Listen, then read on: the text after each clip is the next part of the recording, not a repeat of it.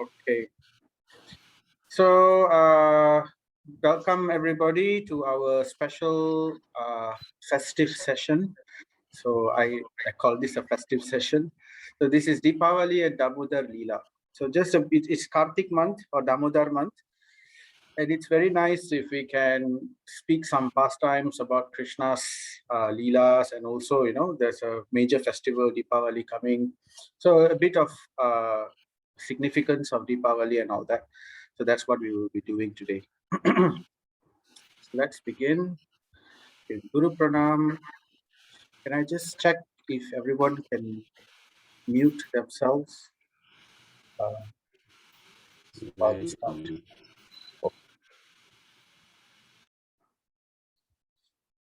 Dato, I think you have two devices open. Okay. All right. Okay. Om Ajnana Timirandasya Jnananjana Shalakaya Chaksurum Militam Yena Tasmai Shri Gurave Namaha.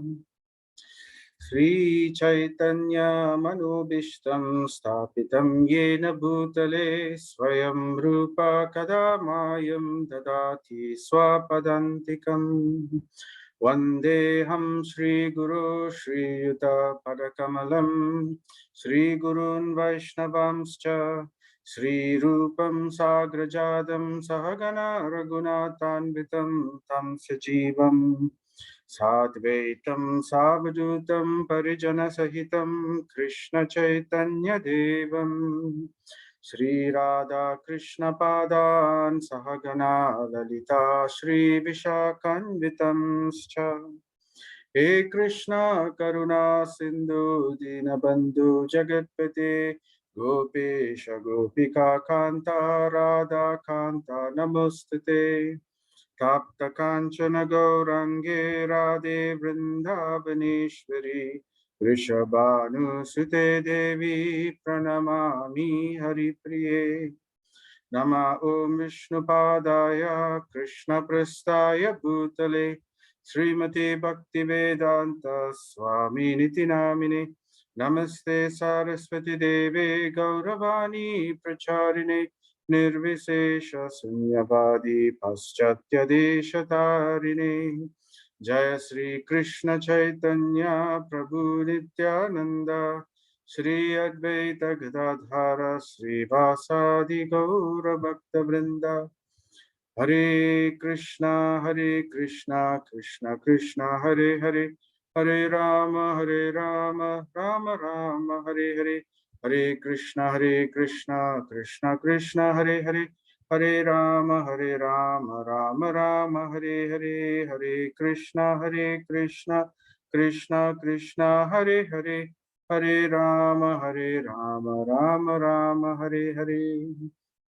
Nama Om Vishnupadaya Krishna Prastaya Bhutale Srimati Bhakti Vigna Vinasha Narasimha iti Namini Mukam Karoti Vakchalam Bangum Langayatim Girim Yat Kripa Tamaham Vande Sri Guru Dinatarinam Paramananda Madhavam Sri Chaitanya Mishwaram Om Tat Sat.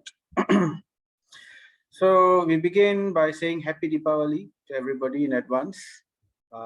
So this is a very famous celebration. Everyone all over the world, this is going on. So when we say Deepavali or sometimes Diwali, right, it's also known as the Festival of Lights. So we all know that. So just a reflection a little bit on why Deepavali or Diwali is celebrated based on Shastric evidence.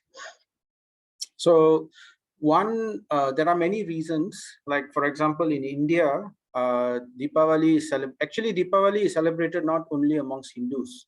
It's also celebrated amongst the Jains, amongst the Sikhs, right? And many communities like this all over India, they celebrate Deepavali. And in India, it's usually like a 3 to 5 days festival. So usually they say the first day is like 2 days before the real Deepavali. It begins at that time. Dantera, they call it. So Dantera is like a victory, it's basically to usher in clean the house, buy things and all that. And then second day would be Narakasura Chaturdasi or Naraka Chaturdasi, because Deepavali happens on the Amavasa Tithi. So the day before the Amavasa is Chaturdasi, and that is it's also the second day of Deepavali in India. And then of course we have our Deepavali, which actually falls on the Amavasa Tithi. In South India, Tamil Nadu and all, even in Malaysia, sometimes Deepavali is celebrated the day before, during the Chaturdasi Tithi. But actually, it is supposed to be on the Amavasa Tithi. Okay, anyway, so several reasons why Deepavali is celebrated. So first reason, which we are all, most of us would be aware of why we celebrate Deepavali. We would have heard the story about the killing of Narakasura.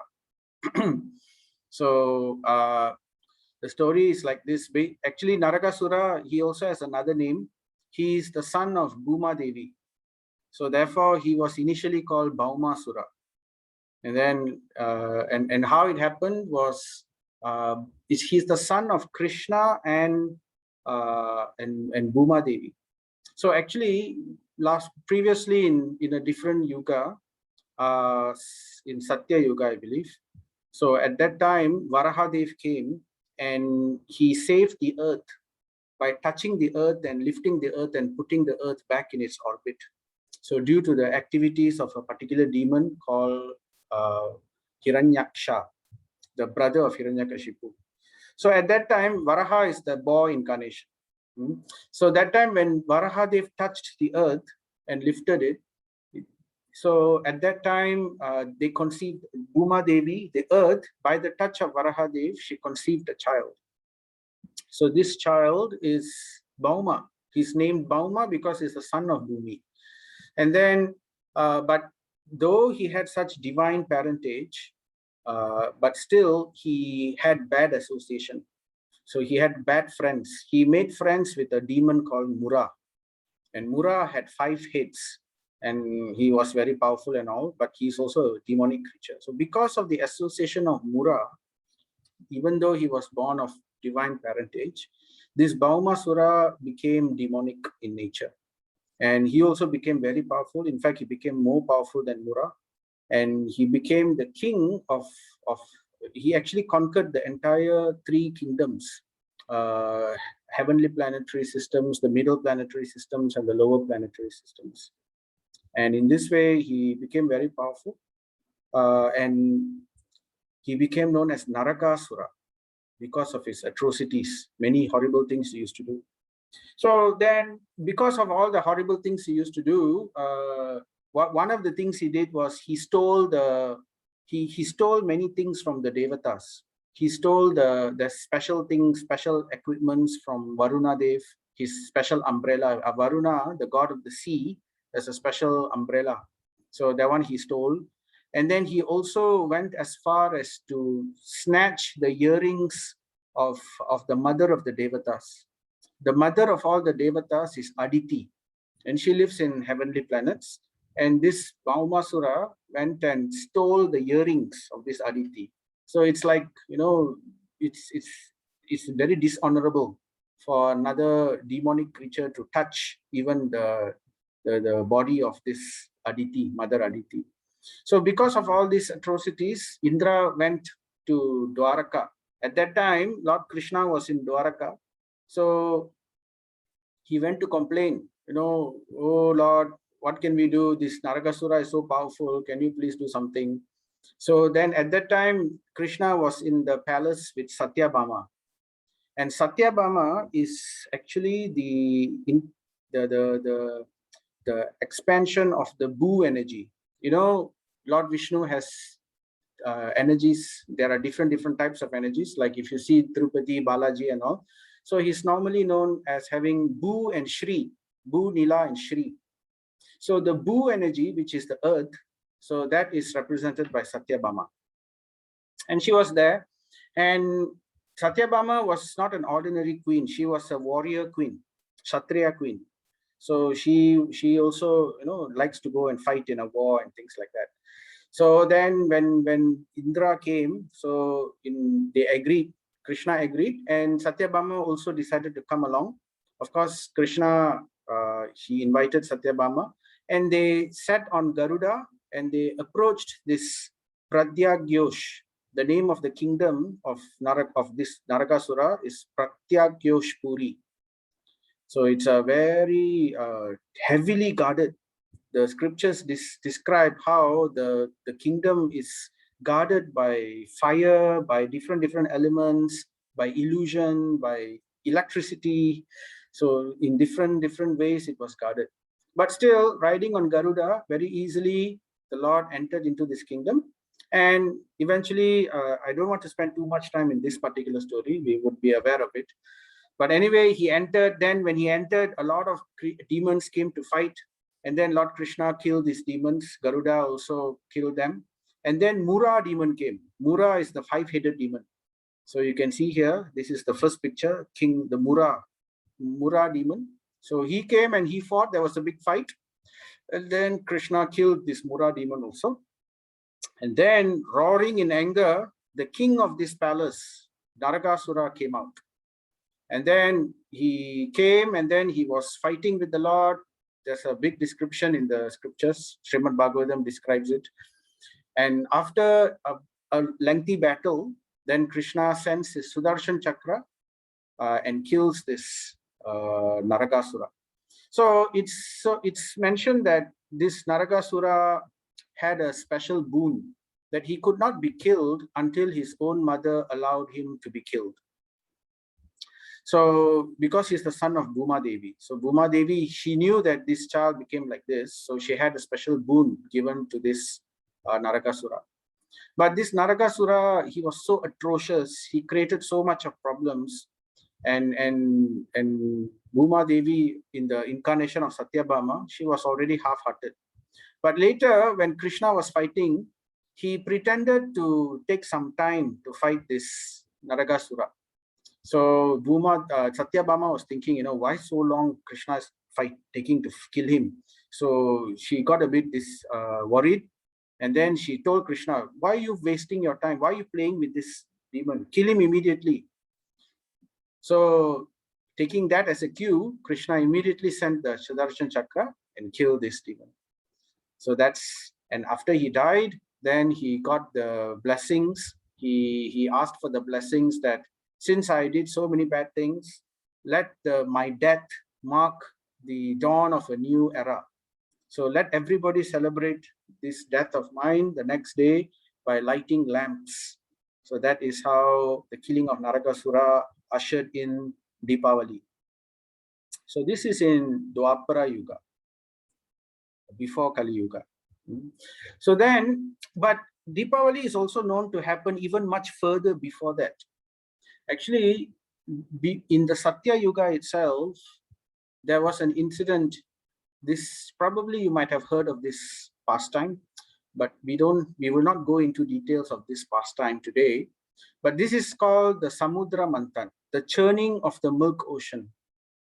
So it was at one point of time, both the demons and the devatas, they decided to work together to churn the ocean, and by churning the ocean, they would get all kinds of rewards coming out from the ocean. They wanted to see what they can get from the ocean of this universe. So in order to churn this ocean, they took a huge Mandara mountain, but they couldn't even lift the Mandara mountain.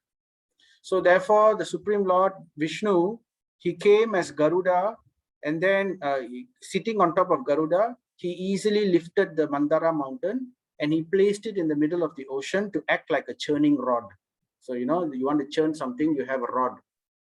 So and the Lord, it's by the mercy of the Lord that the rod was placed. But then the rod needed a base. How to churn the ocean without a base? So therefore, the Lord incarnated as Kurma Avatar. Kurma Avatar is the tortoise incarnation.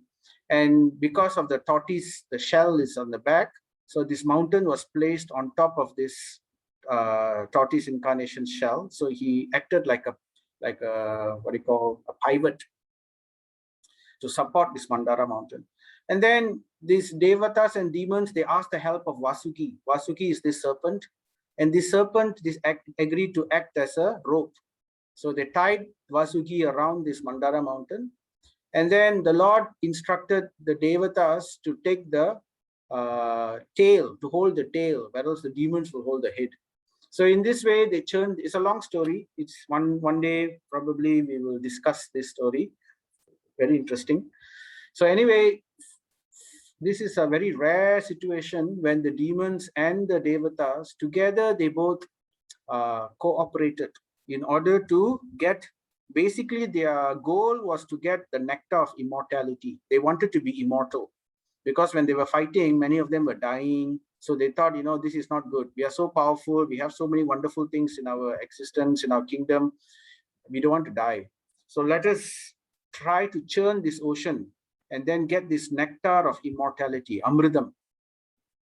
So in this way, they were churning the ocean.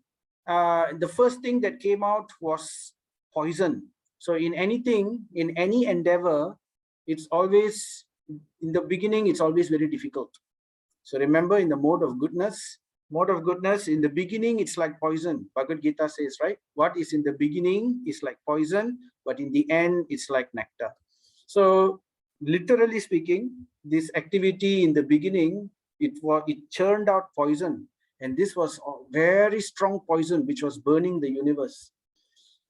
And in this way, then the Devatas went and asked Lord Shiva, and Lord Shiva agreed to drink this poison up. So that's why he is known as Nilakanta. So he drank the poison and kept the poison in his throat, and his throat became blue color. So therefore, he is known as Nilakanta. And then, so with Lord Kurmadev at the base, Lord Vishnu holding the top, and then Lord Vishnu also incarnated as a Devata. He took the form of a Devata called Ajita, and he led the entire endeavor. So in this way, it was going on, and it said that it took some time doing this, many days. And on the 8th day, when this churning of the ocean was done, Lakshmi Devi came. So she was born from this ocean of milk. So, her name is also Shirja. One of the names of Lakshmi is Shirja. Shir means milk. So she's born of milk. Aja, Shir and Aja, that means born from milk or ocean of milk. So that's why, in Pongal also we like to boil milk, when the milk is Pongran. So it's like as if Lakshmi is coming out. So it's very auspicious to do that. So, but on the day that Lakshmi came out, before Lakshmi came, many other things came out. So first the poison, then Airavata, the elephant of Indra came, then Uchisrava, the very powerful horse, the Pegasus-like of horse came out from the ocean. And then like this, many other wonderful things came, and it was shared between the demons and the Devatas. And then finally, when the 8th day, Lakshmi came out, the demons and the Devatas both wanted to possess Lakshmi. But Lakshmi was so aloof. She came out, she saw no one there who was of a level with her. So therefore, she said, she looked around, and she only had eyes for one person, and that is Lord Vishnu. So therefore, she married Lord Vishnu. All the demons and the Devatas were trying to lure Lakshmi, please come to me, please come to me. But then Lakshmi had no sights for any of them. So she went and placed a garland to Lord Vishnu, the most worthy person over there. So in this way, Lakshmi became attached to Lord Vishnu. So it said that on the day Lakshmi was born, this also marked the day of Deepavali, on that day. So that was in Satya Yuga. And on the same day after Lakshmi was born, she emerged from this ocean, then immediately after that, Dhanvantari came. So Dhanvantari is another incarnation of the Lord. So he came, he's the Ayurvedic, he's the one who established Ayurveda, the science, the medical science throughout the universe. So Dhanvantari. So this Dhanvantari, when he came, he carried the pot of nectar, the nectar of immortality. So this is also the story behind, Kumbh Mela. So how Kumbh Mela also took place because of this nectar. So I don't want to go too much into that story. So basically, this is another reason why Deepavali is celebrated also in some parts, especially in Ayurveda and those who follow Ayurvedic medicines and in the hospitals. During Deepavali day, they have Dhanvantari Puja. So like that, Lakshmi Puja is also common during Deepavali day. So because of this particular reason. But more importantly than these reasons is another reason. So this Deepavali day also happened to mark the day of return of Sri Ramachandra to Ayodhya. So especially the tradition of lighting lamps, it's particularly traced to this pastime. So it's said that, after Vijayadashami, just recently we had Navaratri and it ended with Vijayadashami. So Vijayadashami is the day when Lord Ramachandra, he shoots the arrow and kills Ravana. So after Ravana's death, victory day. So after victory day, then, there will be the various things they had to settle in Lanka. They had to establish Vibhishan, Ravana's brother, as the king of Lanka. And then in this way, they took, and Vibhishan would give them the Pushpaka Viman. Pushpaka Viman means the flying chariot of flowers. So it's a flower chariot which is able to fly, so that Lord Ram and his party, Lakshman, Ram and Sita and Hanuman, they can all return back to Ayodhya. So this chariot was flying, and as it was flying, so then it so happens that estimated time of arrival, ETA, for that flight would reach Ayodhya during Amavasya Tithi.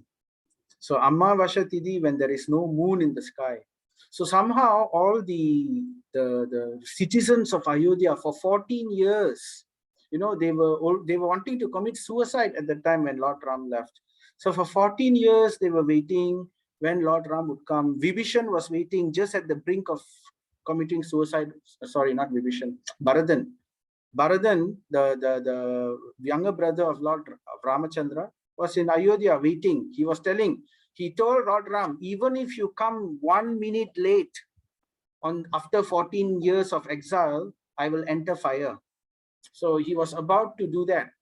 So therefore, anyway, Lord Ram was rushing back to Ayodhya on the Pushpaka Viman. And these citizens, they heard the return of Ramachandra, and they thought, this is Amavasya, the moon is so dark. Let us help, let us do some service. So in this way, they lighted lamp lights throughout Ayodhya so that the whole of Ayodhya will shine beautifully and attract the Lord into their city. So therefore began the tradition of lighting lamps everywhere. So this is to lure the Lord into their city, or lure the Lord into their houses, or lure the Lord into their hearts. So that is the tradition behind this. So this is commonly known in India. Most people would understand Deepavali celebration and they would attribute it to Lord Ramachandra's return. But there is also another pastime, a sweet pastime, which is also attributed to Deepavali. So on the day that Lord Ramachandra arrived in Ayodhya, that is the day of Deepavali, on Amavasya Tithi during the Damodar Kartik month. So as I was saying, the other reason why Deepavali is celebrated is related to this Damodar Lila. So we will just talk about Damodar Lila. You probably would have seen some of the postings that we have shared in the WhatsApp and all that. So this Damodar Lila takes place in Vrindavan. Vrindavan is the place where Krishna spends his childhood pastime. Okay. So here we can see some of the type of pastimes Krishna would spend in his childhood days in Vrindavan. So he would be playing with this is when he was very young. So about 3 years old, 2 years old, 3 years old, around there. So this is called the Pauganda Lila. There are different age categories of the Lord. So it begins with Pauganda. Pauganda is between, I think it's 3 years like this. And then there's Bala Lila. And then there is Kaishora Lila. Kaishora means young boy, which is between the age of 5 to 10, like that. And then, no, Kaishora is between 11 to 16. That's Kaishora. Bala Lila is after around 6 years old to 11 years old, I think. And before that is Pauganda Lila, the very young childhood pastime. So you can see how Krishna is described in the scriptures, Bhagavatam, how Krishna would go play a lot of naughty pranks. He would go and pull the tail of the baby cow, the calf, and in this way the calf will get he'll get a shock, and then the calf will start running. And then as the calf starts running, Krishna will hold on to the tail of the cow, and then the calf will pull the Lord. It's like a slide. It's like a slide. And in a cow shed, there will be lots of cow dung everywhere. So the cow dung will act like a lubricant for the Lord to glide in the mud and the cow dung, pulled by this calf, and he will giggle and laugh in happiness. And then seeing this sight, all the gopis will laugh, and their hearts will swell with love. So in this way, the Lord, by performing this kind of many pastimes in Vrindavan, would drown all these villagers of Vrindavan, the Gopas and the Gopis, in pools of ecstasy. So this pastime that's one particular pastime where it's particularly connected to the Deepavali. So this is with regards to baby Krishna with his mother, the relationship that he was having with his mother. So Krishna is also known as Yashodananda, the child of Yashoda. Yashoda is from the spiritual world. She's not an ordinary jiva. Devaki is part of she's not from the spiritual world. She was actually, she did meditation. She did a lot of austerities. And in her past life, she asked for the boon that the Lord take birth as a son. And therefore the Lord granted this boon. But Yashoda is directly from the spiritual world. So when the Lord came to earth, he brought all the people in the spiritual world with him to earth. So in this way, Yashoda Mai, she had the fortune to actually be the mother also in this material world also, and had and enjoyed the childhood pastimes of the Lord. Devaki didn't have that opportunity. She only gave birth, which is also a very great thing. But immediately after birth, Krishna was transferred to Vrindavan, right? We know that pastime. So Krishna is famous by many names. So he's also called Makan Chor. That's one of the names of the Lord. Makan Chor means the butter thief. So, when the Lord does anything, he is glorified for every situation. When we steal something, we don't get glorified. We will get put into prison, or we will get fined. So in the same way, if we do anything in this material world which is not lawful or not considered dharmic or moral, we will be, they will chastise us or they will punish us. So that's in the material world. So the Lord is showing in the form of Krishna, he is showing how he is Swarat. That means supremely independent. And whatever that he does is beneficial. Whatever that he does is pleasing. Whatever that he does is dharma. So because he is the Lord of dharma. Why is it dharma? Because whatever activity he does not inconvenience, that does not create a negative situation for anyone in this world. For example, when he kills demons, the demons are benefited because they immediately get liberation. They lose their demonic tendency and they get liberated. And some even go to the spiritual world. So in this way, whatever the Lord does is beneficial. So the Lord also does, sometimes he steals the clothes of the gopis. So therefore, one may say that this is also adharmic. But actually, the gopis secretly want this to happen. They secretly want Krishna to show this kind of attention to them. And Krishna, being Paramatma in everybody's heart, understands the desire of his pure devotees. So he tries to satisfy the desire of his pure devotees. So in this way, he does these different pastimes. So similarly, we have this pastime of butter thief. So Krishna, he can steal things, he can run away from things, he can do so many other things, but he's glorified. So therefore, he's known as Makanchor. So Krishna likes to go to different houses and steal butter. So that's why he got his name as Makanchor. So one day, Mother Yashoda was thinking, the gopis are all telling me that Krishna is coming and stealing butter from their houses. Now, I make the best butter. Why should Krishna, and I'm basically like Nanda Maharaj and Yashoda, they are like the king and queen of Vrindavan. Not the real king, but Vaishyas, they are like amongst they are like the leaders of their community in Vrindavan. So being the leader, they are the most opulent and everything is there. So they have the most amount of cows, they have the most amount of milk, they are able to make the most amount of butter. So here you can see here how butter is being made.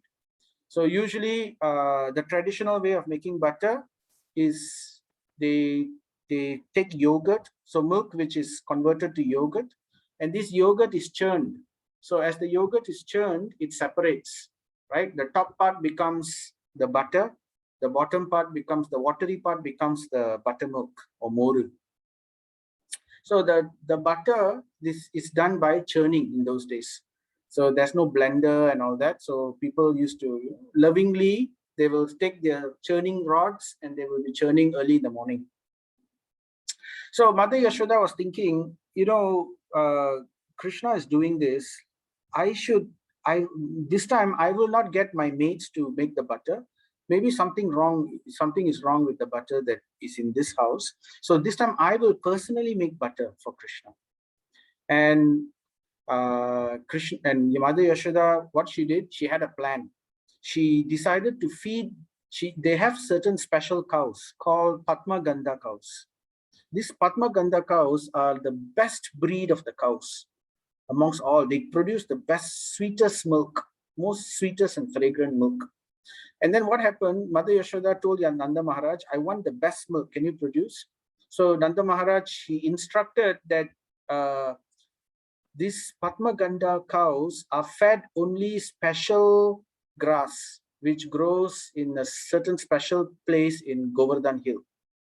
So after eating this grass, then the milk from these cows is fed to another bunch of cows, also Padma Gandha cows. So the milk from this other Padma Gandha cows is fed to this certain selected group of cows. So they will not eat the grass, they will drink the milk only. And then from drinking this milk, they also will produce milk. And that milk is taken. So this is the technology of producing medicated milk or sweetened milk by feeding the special food stuff to the cow. If you give, nowadays cows, unfortunately, they are being fed all kinds of things, but ideally they should be fed grass. And these cows were fed grass and milk from these other cows. And this way they were producing the best milk. It seems the fragrance of this milk is so fragrant. It had the fragrance of lotus flowers. So this milk they took and then they turned into yogurt. And then personally, Mother Yashoda was churning this yogurt to get butter so that she could give this to Krishna. So, and on that day, it happened to be Deepavali day. So, and on Deepavali day, Mother Yashoda, she personally got up very early. She decided to dress up very nicely. And then she did this churning.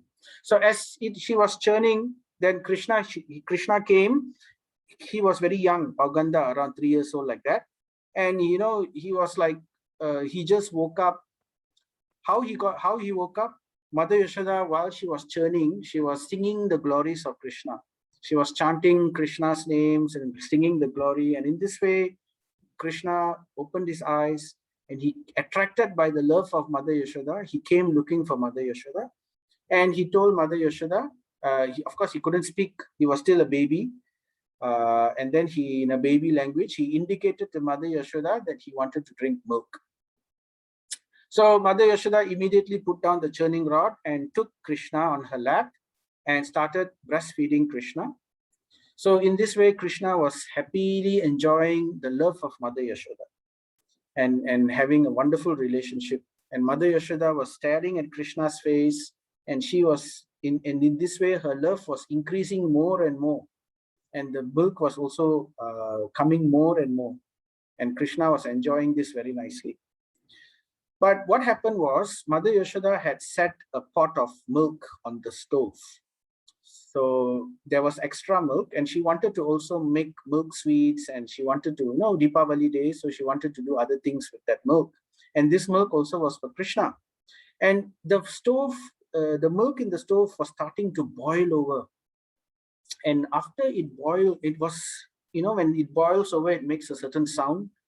So Mother Yashoda heard this sound, and out of concern that the milk will be wasted because it's meant for Krishna, so immediately she put Krishna down, and then she rushed towards the stove to get the milk. So when she rushed, Krishna, who was enjoying this pastime of drinking milk from Mother Yashoda, he didn't like this. So he was abruptly put aside. So he got upset. And then immediately what he did, due to his being upset, he took a small stone which was lying nearby, and he took and struck the pot of yogurt which Mother Yashoda was churning. So, and the pot broke. So after it broke, then baby Krishna crawled over to that pot, and then he started taking all the butter which was from the broken pot, and he started eating it. So as he was eating, then suddenly he thought, okay, Mother Yashoda is going to come, and she's going to get angry because I broke this pot, so I better run away. So then he started running away, and he left the scene. And after he ran away, he thought, I still want to eat butter. The butter is so tasty. So he went to the storeroom where other butter were kept. And in those days, they will keep this hanging from the ceiling so that insects and animals will not be able to touch it. So this kind of pots, you can see from this picture how they were hung in the ceiling. So he couldn't reach it. So what he did, he saw one wooden mortar, ural, wooden mortar. They use mortar to grind spices and all that.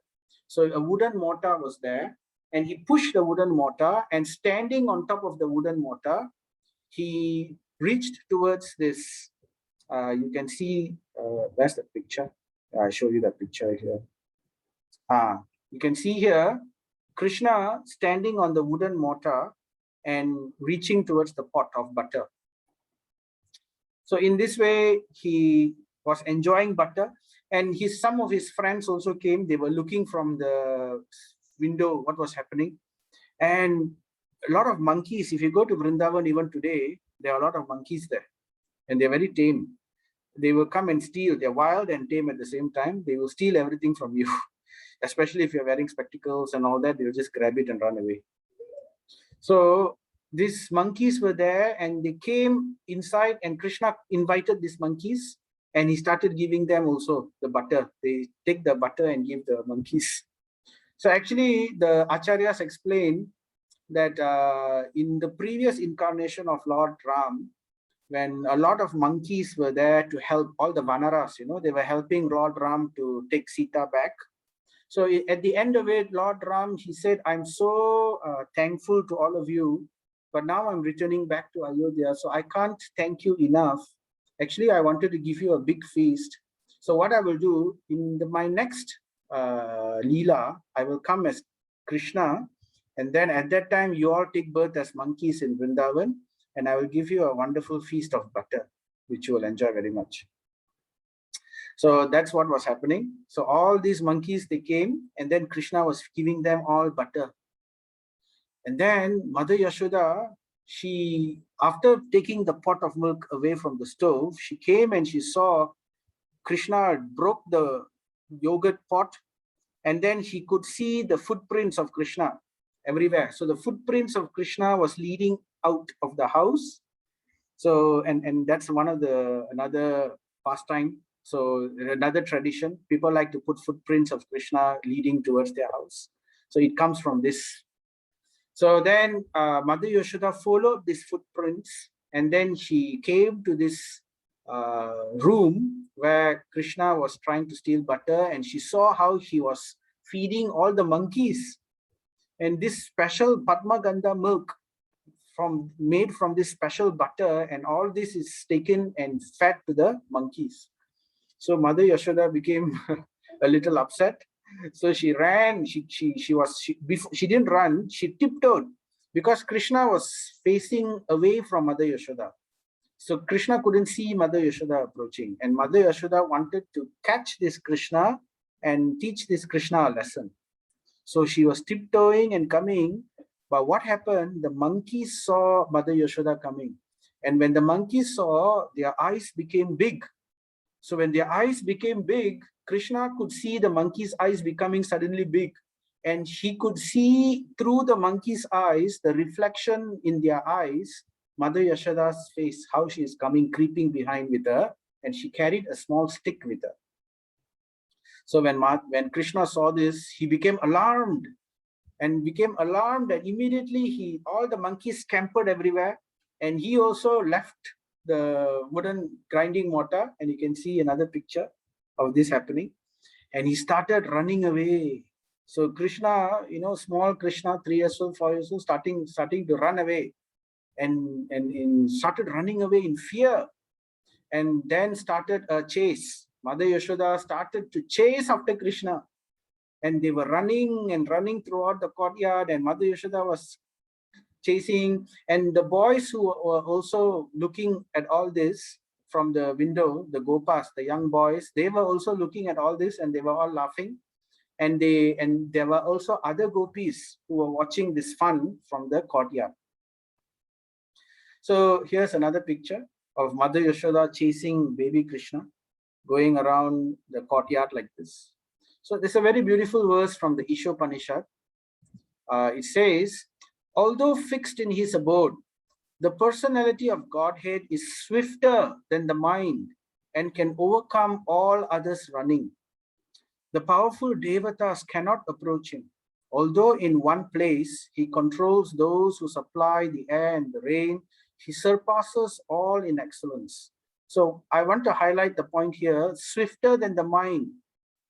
He's and can overcome all others running. So no one can catch the Lord. The Supreme Lord is the ultimate, and no one can catch him. But in this case, Mother Yashoda was able to catch Krishna.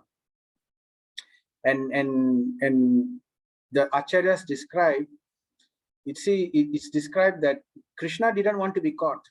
He wanted to run, but when he saw how Mother Yashoda was continuously trying to chase him, and Mother Yashoda was elderly, she was, having a large body, her waist was very heavy, and as she was running, her cloth, her sari was getting disheveled, and then she kept flowers in her hair, and the hair was also becoming disheveled, and she was panting. So when Krishna saw this, how Mother Yashoda is so determined to catch Krishna, that despite all this, she was still not giving up, but then Krishna decided that, okay, I will get caught. So in this way, Mother Yashoda was able to catch Krishna. So this is very amazing. When the Devatas saw this, all the Devatas were seeing all these pastimes happening. When they saw that, they were amazed.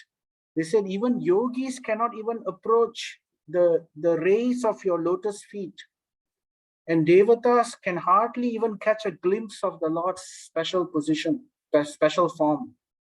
But this lady, a simple cowherd lady, Mother Yashoda, is able to catch Krishna. And then after catching Krishna, what she did, then she told Krishna. Krishna was crying. You can see this picture. Krishna was crying. It's described in the scriptures how he was crying, and the scriptures beautifully describe this scene. You know, they put this kajal, mascara, on the eyes of children. Like mai, they put mai on their eyes.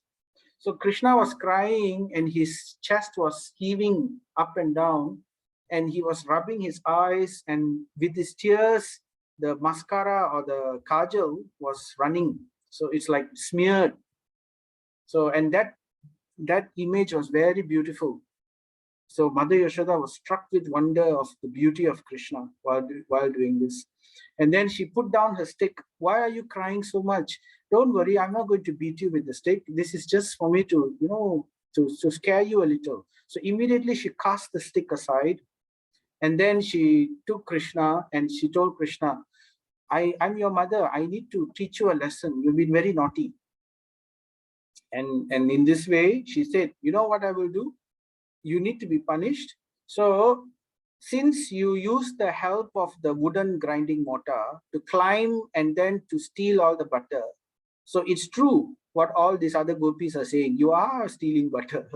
So therefore she said, I will punish both of you together. So therefore, this wooden mortar had helped you, right? So I'm going to now tie a rope around this wooden mortar, and I will tie you together with this wooden mortar, and you can associate with each other for some time in this way. So in this way, Mother Yashoda took rope. She took rope from her garden and she tied. And when she brought the rope to tie a knot around the waist of Krishna, she found that she couldn't tie the knot. It was too short, the rope. So then what she did, she wanted to tie more. So, but before that, just want to show you this picture also. Here you can see how Mother Yashoda was trying to tie the rope around Krishna's belly, and how Krishna was so scared of Mother Yashoda. He was, crying in spasms. She was crying. So here's another beautiful verse, another contradiction for you. This is from the Srimad Bhagavatam. It says, I'll just say the verse, Apano shasatita goram ya namo vivacho gayan tata sadhyo vimucheta yad vibeti swayam bayam. Living beings who are entangled in the complicated meshes of birth and death can be freed immediately by even unconsciously chanting the holy name of Krishna, which is feared by fear personified. So what it says here, it says that fear personified, if all the fear in the world takes a form, that fear personified is scared of Krishna, right? And simply by chanting the name, what to speak of Krishna himself, simply the name of Krishna, that fear personified is scared of the name of Krishna, what to speak of Krishna himself. And then here we have Krishna, who the fear personified is scared of him. And here the wonder is, the paradoxal wonder is Krishna is scared of Mother Yashoda. So here also very beautifully the Acharyas explain how the Lord, he's so conquered by the love of the devotees of the Lord. Mother Yashoda's love is not ordinary. It is actually extremely wonderful. It is prema bhakti at a very high level. So this prema bhakti was able to capture God himself. So this is how, if we want to capture God, this is how we can capture God, by our love. So there are many, many examples. And it said that Krishna wanted to relish this pastime of this relationship between a mother and a child, that he used his yoga maya shakti. He used his Krishna has two types of maya shakti. One is called Mahamaya and the other is called Yoga Maya. Mahamaya is used to put everybody, all the jivas, into illusion. So those are the types of jivas who are envious of the Lord and who want to enjoy material creation. So in material world, the type of maya which is acting on us is called Mahamaya, which puts us into illusion of forgetting God. But then there is another Maya, which is the spiritual energy of the Lord. And this is called Yoga Maya. It's part of the spiritual energy of the Lord. And this Yoga Maya, what it does, its purpose is to sweeten the pastimes of the Lord, is to create increased sweetness. So therefore, this Yoga Maya will automatically put certain devotees of the Lord into forgetfulness. It will put them into a spiritual illusion. And what is the spiritual illusion? The spiritual illusion is such that it will make them forget that Krishna is the Supreme Lord. That their love is so great that it eclipses the understanding that Krishna is the Supreme. So they forget. Why this is necessary? Because when they forget Krishna is God, the relationship, the type of behavior, relationship that they share between both of them become even sweeter. Because when one remembers Krishna is God, how to have this kind of relationship, how to have mother-child relationship when the mother thinks that Krishna is God, how to have friendship relationship when the friend knows that Krishna is God. So that kind of relationship is tinged with what is called as Aishwarya. It's called Aishwarya Bhav, or the feeling of awe and reverence. That means you worship, you have a relationship with God with awe and reverence. But though that is wonderful, the Madhurya Bhava is even greater than the Aishwarya Bhava. So Madhurya Bhava is sweetness. Madhurya means sweet. So the sweetness relationship is greater than the Aishwarya relationship. So for the purpose of the sweetness relationship, Yoga Maya Shakti covers the pure devotees of the Lord and makes them forget that Krishna is God. So this is Madhurya Bhava. So that's why, and in this way, it even Krishna, by his own sweet will, even forgets his position as God. So in this way, he gets to enjoy the sweet pastime of Mother Yashoda. So this fear is real. Krishna's fear with Mother Yashoda is genuine. It's not pretense. The Acharyas explain in this way. It's actually a very deep subject matter, but this is the understanding of it. So, it's very wonderful because in Bhagavad Gita, he says, he who knows me as the unborn, he's unborn, yet he is the child of Mother Yashoda. As the beginningless, as the supreme Lord of the worlds, he only among men is freed of all sins. So Krishna declares that I am the Lord of everything. And still, Mother Yashoda wanted to tie rope around the body of Krishna when Krishna is unlimited. So it's an interesting paradox again.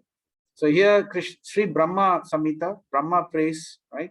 All the universes exist inside Krishna. All the universe exists in him. And he is present in his fullness in every one of the atoms. So in such a person, Mother Yashoda wanted to tie a rope around Krishna. So when she tied a rope, she couldn't, because how can you encircle the universe? So Krishna is unlimited. There is no beginning, there is no end. So she could not tie the rope around Krishna's belly. And then there's this beautiful verse in the Bhagavatam. To pure devotees throughout the world who could understand his activities. Remember, Janma Karma Chami Divyam, one who understands my activities, he attains my abode. So to those devotees who can understand that his activities are divine, the Supreme Personality of Godhead, Krishna, exhibited how much he can be subdued by his devotees, his servants. In this way, he increased the pleasure of the Vrajavasis by his childhood activities. Okay. So Mother Yashoda tried, before that, Mother Yashoda tried to tie. She tried to tie. She took all the ropes. So she felt the rope was too short. So she went and took other rope. And then she connected the ropes to another rope. And then she tried to tie it around the waist of the Lord. But still she couldn't. When she finally tried to make the knot, again 2 fingers too short.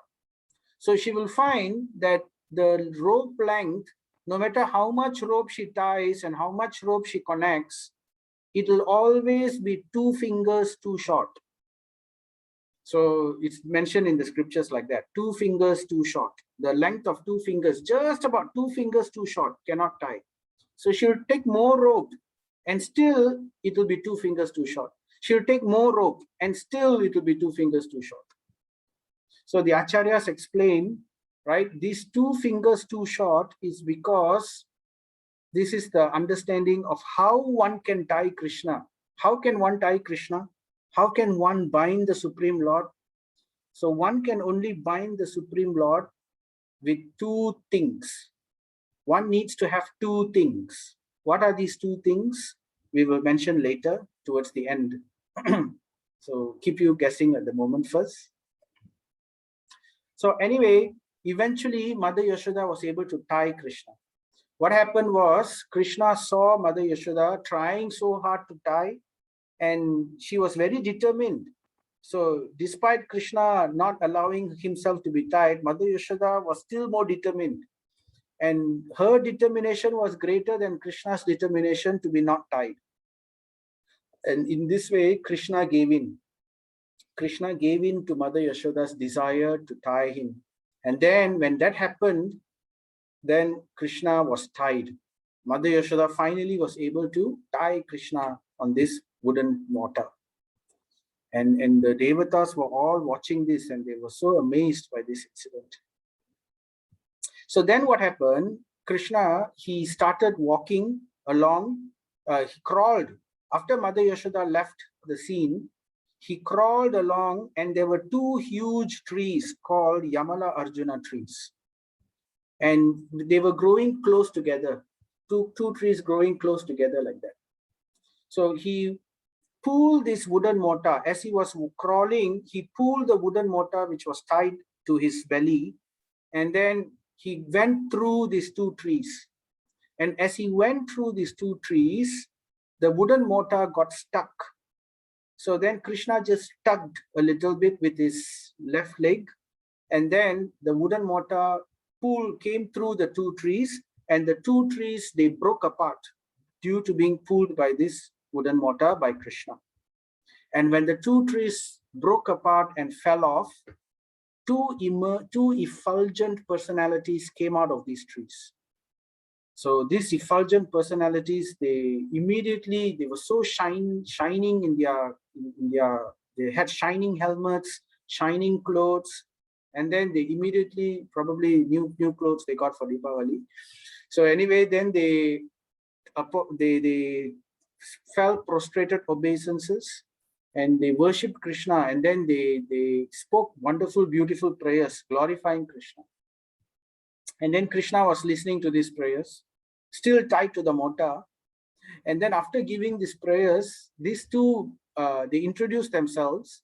They are Nala Kuvera and Manigriva, the 2 sons of Kubera.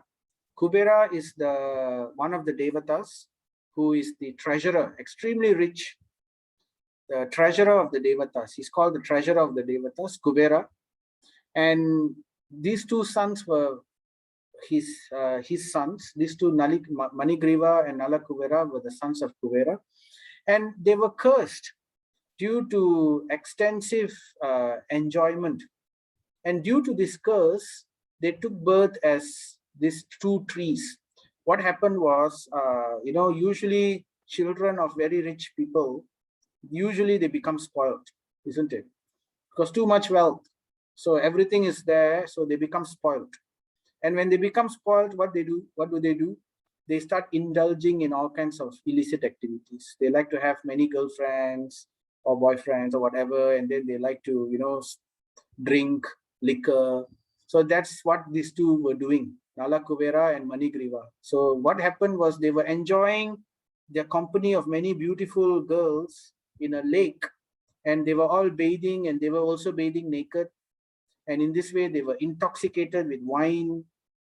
So at that time, Narada Muni happened to pass that area. So, and the girls who were there, they immediately covered themselves out of respect for Narada Muni. But this Nala Kuvera and Manigriva, they were so intoxicated that they couldn't understand what was happening. and they were still completely naked in the water like that. So taking compassion out of the situation, Narada Muni, he cursed them. He said, you are acting in this way completely without regard for your situation. You're completely naked in this way. So since you like to be naked, you will take the birth as trees. So this is one of the punishment. People who like to go about without clothes and all that, one of the punishments is to become trees in their next life. So you will take birth as trees, but Narada's Muni's blessings are always, Narada's Muni's curses are actually always blessings.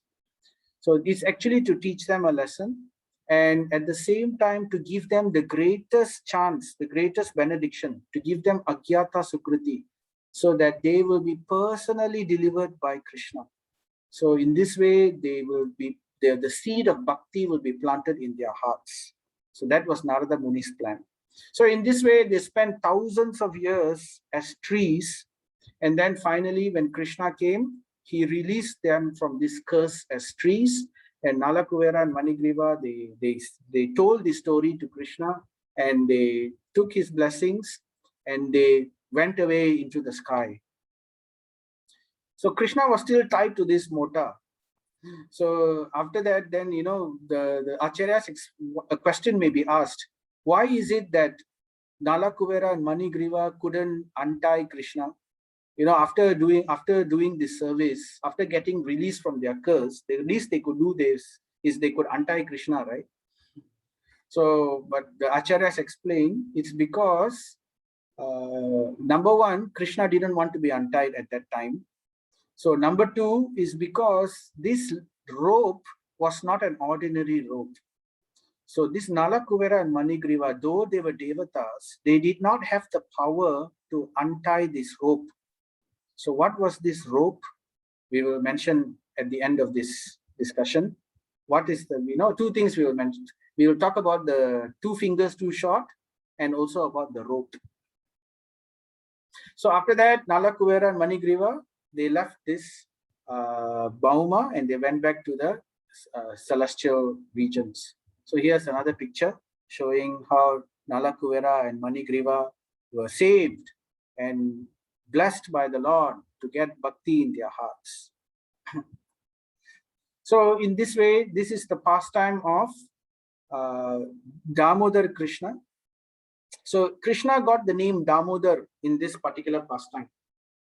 Why he is given the name Damodar? Because Damo means belly or stomach.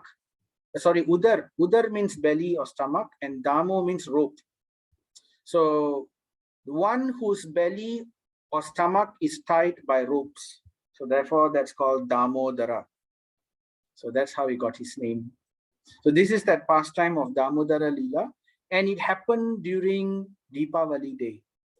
So, and especially Vaishnavas, in the month of Kartik, the entire month of Kartik is dedicated to the worship of Damodara in this particular form. This beautiful form of Yashoda Nandan, who is the child of Yashoda, and it's this beautiful parental relationship that Yashoda had for Krishna. So therefore, it is described in the Padma Purana and in the Srimad Bhagavatam. What we do in this month, we show lamp around this particular form of the Lord. So we've already posted some of these statements from the Skanda Purana, from the Padma Purana, how simply by showing this lamp to the Lord in this particular form, we can be freed from so many sins. So all kinds of sins can be freed. But this is Karma Kanda.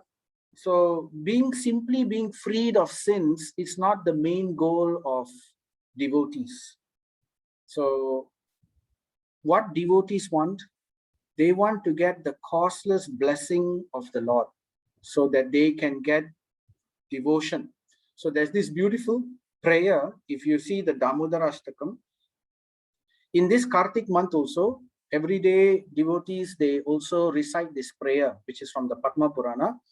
The 8 stanzas, Damodara Ashtakam. Ashtakam means 8.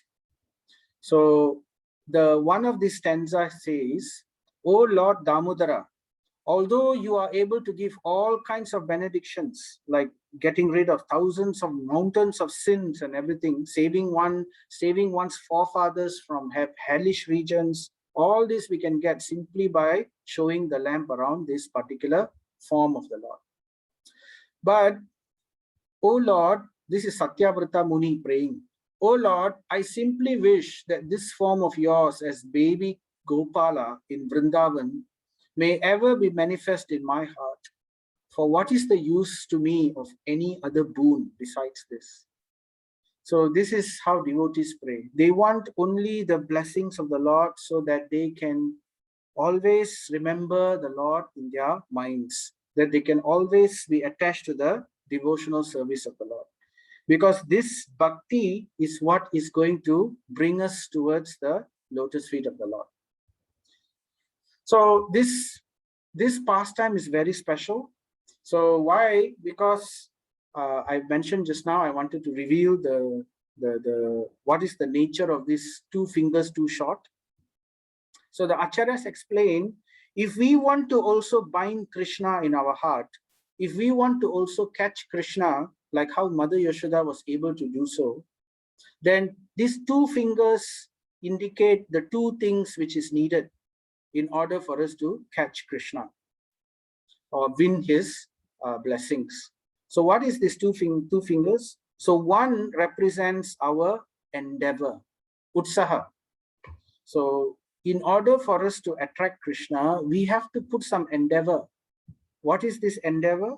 We must take to the process of bhakti. We must take to the process of devotional service. And in this way, by following, for example, Shravanam, Kirtanam, Smaranam, Pada Sevanam, by chanting the names of the Lord, by hearing the names of the Lord, by hearing about his activities. So in this way, this is our endeavor. To what extent that we perform this endeavor, to that extent our faith grows, and that endeavor is required. So the second finger indicates another option. So is endeavor alone sufficient? Can we say that I have done this, Krishna, you should have done this for me. I did this for you, I did that for you, you know, so many things I did for you. So therefore, can you ensure that I will go back to you? Can you ensure that this will happen? Can you give me a bhakti? So the other finger indicates that we also have to have kripa or mercy. So endeavor and mercy. So we cannot capture Krishna simply by our endeavor. We cannot tell Krishna, I've done this for you, Krishna, therefore, you know, you have to do this for me now. It's not like that.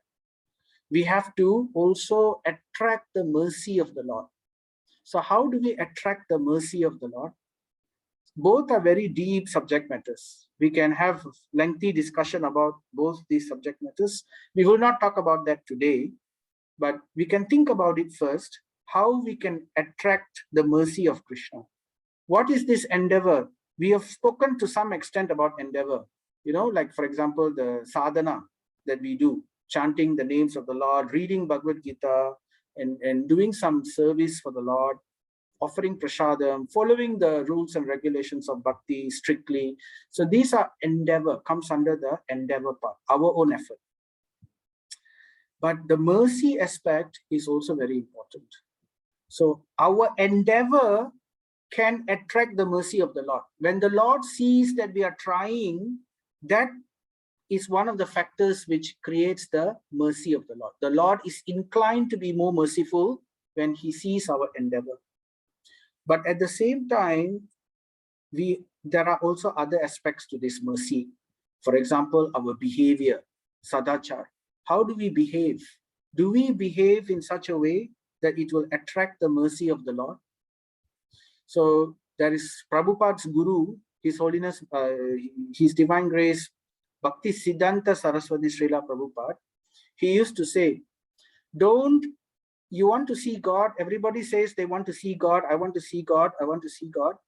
So he says, don't try to see God. You cannot see God. So therefore, but act in such a way that God wants to see you. So that is very important. So we have to behave in the right way, which will attract the mercy of Krishna. So it's a very deep subject matter. One day we will discuss this in one of our other sessions, right? So these are the two fingers, mercy and endeavor. Both is important. So it's like this, when we are in the well, when let's say we get thrown into a well, this material world is like a well. It's dark, it's dreary, it is full of miserable situation, and we want to come out of this well. So we cry, Krishna, Krishna, help, help, help, help, help. So the guru comes, he hears this, one who hears this comes, and one who's able to help. So that is the guru. So what he does, he throws the rope into the well. So when he throws the rope into the well, what do we need to do? So the rope is the mercy, because without that rope, there is no hope for us to come out of the well. So the rope which is thrown and held on by the guru, that is the mercy. But at the same time, we also need to hold on to that rope. So we holding on to that rope and not letting go, that is our endeavor. If we just let go, okay, for a while I'll let go, then that's it, we'll fall down into the well again. And we also need to hold on. So therefore, that is our endeavor. So this is how we can understand this Damodar Lila. And then in the Damodar Ashtakam also, you will see the last verse of this Damodar Ashtakam. It will say, I offer my obeisances unto this Lord Damodara. I offer my obeisances unto Mother Yashoda. I offer my obeisances unto the wooden grinding mortar. And he also says, I offer my obeisances unto the rope. Why does he say, I offer obeisances unto the rope? Because this rope is not ordinary. This is the rope of Prema Bhakti. It is Bhakti. So it is Bhakti, and this Prema Bhakti, Nala Kuvera and Manigriva, they could not touch this Prema Bhakti. Only one with Prema Bhakti can untie this rope. So only Mother Yashoda could untie this rope, or Nanda Maharaj could untie this rope. Otherwise, nobody else can untie this rope unless they have Prema Bhakti. So that's why Nala Kuvera and Manigriva, they couldn't untie. So therefore, they had to leave. So therefore, this Bhakti is also given obeisance. So when we are showing the lamp, right, we are worshipping not only Krishna, we are worshipping the devotee of Krishna, which is Mother Yashoda. And in the spiritual world, everything has consciousness. Even the rope has consciousness. The wooden grinding mortar has consciousness. It's all in different rasa. So therefore, we are offering our obeisances and our seva to all of these. And we are offering our seva to the bhakti, which is the rope of love, which is tied by Mother Yashoda. So we are offering our obeisances to the process of bhakti and also to the Supreme Lord, attracting the mercy of the Supreme Lord. So this is this pastime, and I hope that this sweet pastime would entice us to increase our devotional activities, especially in this month of Kartik Damodara. So every day we can show this ghee lamp.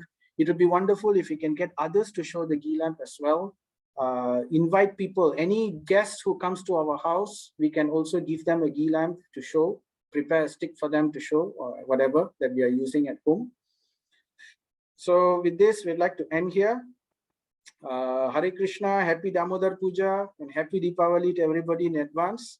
So before we end, just like to open up, anyone wants to say anything, or is there any questions you want to raise, any clarifications on any aspect? Hare Krishna Prabhu. Hare Krishna Mataji, yes. Happy Deepavali to you and everybody. Hare Krishna. Okay. Other thing I wanted to clarify is, you mentioned a couple of stories about Deepavali relates to Lakshmi, Kubera, and then you also mentioned about Bama, then you mentioned about the Abhuma Devi, so many stories, and it happens in so.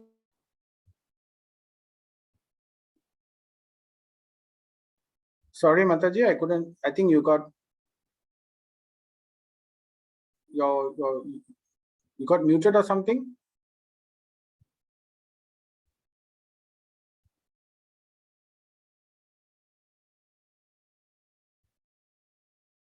Hare Hare Krishna. Krishna. Yeah, now I can hear you. Did you get what I asked just now? No, you were saying I was saying different stories and pastimes, and then I didn't get the question. Okay. So, so many stories are related to the Deepavali. So it looks like it happened in so many yugas. You know, the Lakshmi Kubera, and then the Bama, and then the Bhuma Devi, and then you know, so many stories we have on the Deepavali, right? In so many yugas. So exactly, which came first? You know, in a chronological order. You So know, so it for all us to happened. explain to the kids, you know, Okay. for us to explain to the kids, we need to get the chronological order of which story came first in which yuga, and then it'll be nicer to explain to them, you know. Then there'll be during Deepavali, there'll be lots of kids for us to tell the stories. It'll be nicer, you know, Prabhu. Okay, If you sure. can help out to just list out the list like that, in what yuga, what happened, you know. Can. Sorry So, if I'm asking too much. No. So basically, it started with Satya Yuga, but at that time it wasn't called Deepavali. So because the word Deepavali, you know, Deepa and Vali, so is to show the lamp and everything. So it actually started with Satya Yuga, where during the churning of the ocean. So when Lakshmi Puja came out, so when Lakshmi came, so that's when they marked that day. So that's one of the reasons Deepavali is celebrated. Lakshmi Puja is done on that day. So Lakshmi Puja, so the birth of Lakshmi, the appearance of Lakshmi is the first chronological order.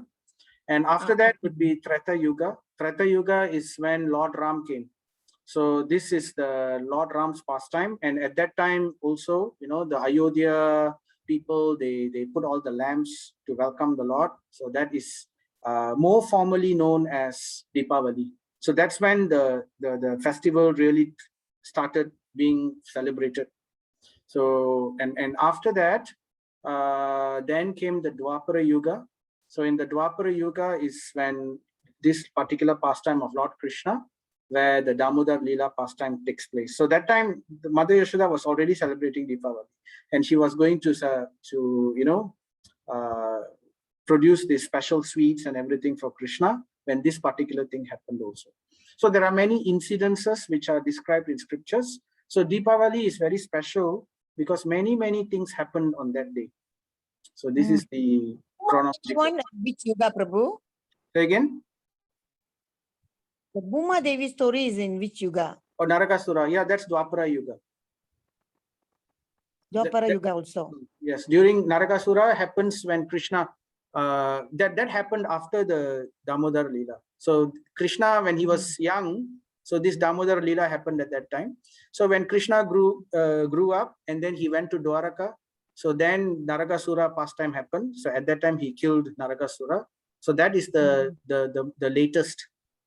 So that I would say that's the last pastime, no?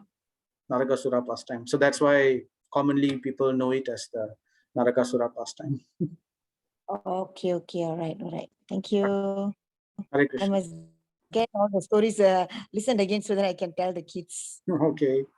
Yeah, they have you. nice cartoons also. There are many things I can, maybe if I can share one or two, I can see. Yeah, okay. Thank Okay. you. Thank you.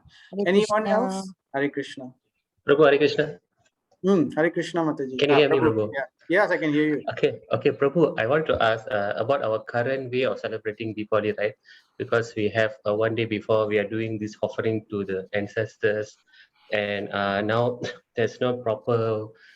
I don't know whether it's injuncted in the scriptures whether we need to do this or what we need to offer and all that, and then the next day we eat all day and everything. So this is what we have been taught all this while, right? So so I want to know, Prabhu, how we actually have to observe Deepavali on Eve and then the next day and all. Okay. Well, there are different traditions. See, there's tradition and there is also devotional service. So what we can do is we can try to bring the tradition to anything can be done for the service of the Lord, as long as it's meant to please Krishna. So, you know, some family members, they like to make certain special sweets, for example. So as long as it's meant for the pleasure of the Lord, that's fine. So there is a tradition, for example, of bathing in the oil using the nalane, the sesame oil, because on that particular day, it's mentioned in scripture that Lakshmi Devi enters into that oil. So one who bathes with that oil on the eve of on the morning of that Deepavali day, there's a lot of blessings. But this is not really devotional. This is more to karma kanda. So in many of our festivities, there is materialistic karma kanda aspect to it, and there is also devotional aspect to it. So you have to see which is karma kanda and which is devotional. So what's devotional is, as long as we continue to hear the pastimes of the Lord, we chant the pastimes with the names of the Lord, we tell other people about the pastimes and all that about the Lord, we show ghee lamps, we worship the Lord, we sing bhajans, we invite devotees or people and we give them prasadam. So these are all devotional activities which we can do on Deepavali day, on any day actually. But especially on Deepavali day, if we do these things on Kartik Masa, we do these things, then we get a lot of wonderful credits, a lot of Agyata Sukriti. But we should remember, when we are doing these things, we should keep the consciousness in our mind that we are doing this for the pleasure of Krishna, so that we can get more devotional service. It all depends on the consciousness. If our consciousness is materialistic, then we will get materialistic results, even if we so-called perform bhakti. But in the end, there will be Agyata Sukruti, but it will immediately come back as materialistic. So we should have this consciousness that everything we do it for the pleasure of the Lord. As for, offering the ancestors and all that, actually, devotees don't really do that. It is basically because we follow many other practices, like simply observing Ekadasi is more than sufficient. And if we want to do, we can, no problem. But what we do is we can offer prasadam, offer to the Lord first, and then that prasadam is offered to the ancestors, and then after that we give that to the birds or to put it in the water like that. So that we can do. That will be very beneficial for not only for us, it will be beneficial for the ancestors. So, but there is no specific injunction mentioned in scripture that, as far as I know, that it's necessary to do that on Deepavali. But I know that it's common during Narakasura Chaturdasi, the day before Deepavali, people like to do that. I've not seen scriptural reference to that, but possibly because it's an Amavasya. So, there's on Amavasyas, people like to do that also. But beyond that, what Vaishnavas do, we basically, worship the Lord. It's the same thing. What we do every day, we do. It's just that maybe we will do it more grandly. We will invite people to the house. What's important is there should be prasadam, there should be chanting, and there should be worship. As long as this is there, that's fine. Okay, Prabhu, I hope that helps. Yes, got it, Prabhu. Thank you. Okay. All right, so if there's anything else from anyone?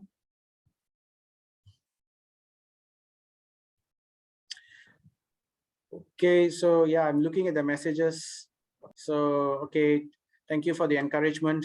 Yeah, this is basically, we are sharing the stories so that everybody can also, don't keep the stories with us. We can tell the stories to others so that others can also, then we will be preaching, we will be giving these pastimes, and we will also get this credit. So it's very nice. And we can remember the Lord in this way. So with that, we'll wish you all happy Deepavali, happy Kartik Masa, and hope and safe drive if any of you are driving back or anywhere. So happy holidays as well if you're taking leave. Okay, so Hare Krishna. So we'll stop here. Happy Damodara Deepavali to you, Prabhu. Yes. Thank you, Krishna Prabhu. Prabhu. Happy Deepavali to everyone. Yes, happy Deepavali. Thank you, Prabhu. Thank you. Happy Deepavali. Happy Deepavali. Happy Deepavali, everyone. Happy Deepavali, everyone. Hare Krishna. Happy Deepavali to you, to Prabhu. So, Yeah. Happy Deepavali to all of you. God bless you all.